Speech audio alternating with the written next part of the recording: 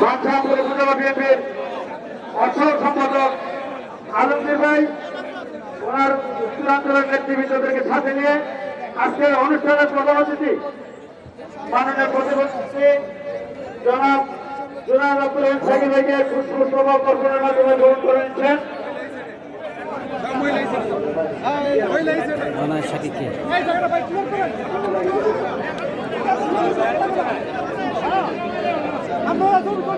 Serampore school মাঠে জুনায়েদ সাকিব ভাই আসছেন।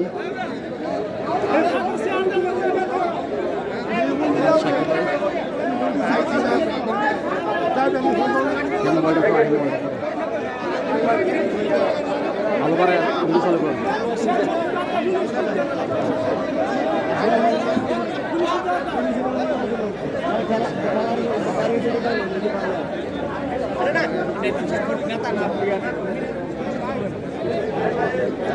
সারামপুর স্কুল মাঠে জুনায়েদ সাকিব ভাই আসছেন। আজকে ইফতারি বিতরণ করা হবে। আজকের সংবর্ধনা ও ইফতার মাহফিলের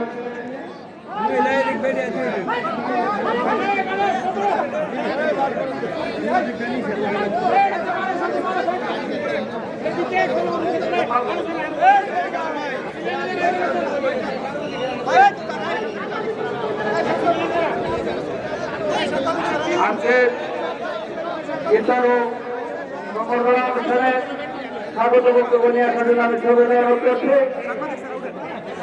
বাঞ্ছাপুর ডিগ্রি মহাবিদ্যালয়ের প্রথম নির্বাচিত বিবেক ব্রাহ্মণবাড়িয়া জেলা বিএনপির অন্যতম সম্মানিত সদস্য বাঞ্ছাপুর উপজেলা বিএনপির সংগ্রামী সাধারণ সম্পাদক জনাব সিপিএম মুন্সি সাহেবকে স্বাগত বক্তব্য রাখার জন্য সবাই অনুরোধ করছি।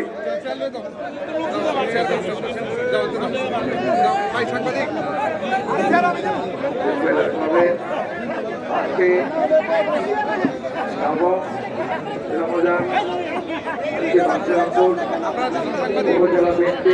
মুসলমান ভাইয়ের আসসালামু আলাইকুম, হিন্দু নমস্কার। আমাদের কাঙ্ক্ষিত যে অনুষ্ঠানটি আমরা দীর্ঘদিন ধরে অপেক্ষা করেছিলাম, দীর্ঘদিন পরে আমরা একজন মন্ত্রিত্ব পাবো, সেই লক্ষ্যে আজকে আমরা সত্যি আনন্দিত।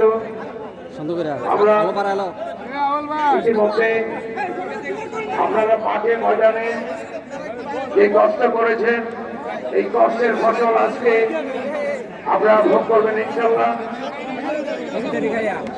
অল্প সময়ের মধ্যে 17 থেকে 18 দিনের মধ্যে বাঞ্ছারামপুর একটি অসমতল মাঠ ছিল, সেই মাঠকে আপনারা কিভাবে সম্ভব করেছেন সেটা সত্যি ভাবলে অবাক হয়ে যায়। কারণ এই অসমতল মাঠে আমি প্রথম যখন নির্দেশনা নিয়ে আমি মাঠে নামি তখন আমার সাথে কেউ ছিল না, ছিল আমার একাঙ্ক্ষী কয়েকজন। এই পৌরসভার সিনিয়র নেতৃবৃন্দ সবাইকেও দেখা যাচ্ছে, ইলিয়াস, সাজ্জাদ, বাদল সহ হারুন, এইভাবে কয়েকজন আমাকে সাহস ভরসা দিয়েছে, সঙ্গ দিয়েছে। আমি ইনশাল্লাহ আপনাদের দোয়ায় আস্তে আস্তে গণজোয়ার সৃষ্টি করতে পেরেছি। সবার সমস্ত মানসিক শক্তি দিয়ে যেভাবে আপনারা আমাকে সহযোগিতা করেছেন, সেই জন্য আজকে আপনাদের কাছে আমি কৃতজ্ঞ। এবং আজকে আপনাদের মাঝে যে জিনিসটি আপনারা আসসালামু আলাইকুম, নমস্কার ফল পেয়েছেন, সে ফল সত্যি অবাক করা।